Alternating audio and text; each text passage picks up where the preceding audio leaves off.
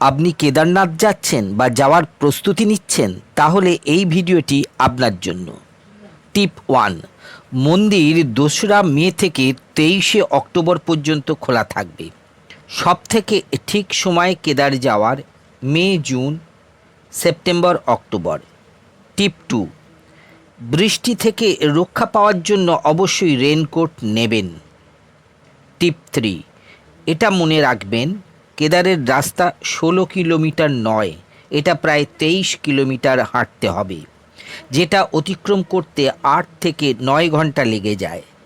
চেষ্টা করুন খুব ভোরে যাত্রা শুরু করতে, যাতে সন্ধ্যায় আরতি দেখতে পারেন। টিপ 4, যখন আপনি ট্রেকিং করবেন তখন হালকা ব্যাগেজ পিঠে নেবেন। বেশি ভারী ব্যাগেজ নিয়ে বেশিক্ষণ হাঁটতে পারবেন না। টিপ 5, ব্যাগের মধ্যে pain killer, pain relief spray এবং অন্যান্য এমার্জেন্সি মেডিসিন অবশ্যই সাথে রাখবেন। অন্যান্য তথ্যের জন্য গাড়ওয়াল মণ্ডল বিকাশ নিগমের ওয়েবসাইট ফলো করুন। আর একবার বলে যান, হর হর মহাদেব, হর হর মহাদেব, হর হর মহাদেব।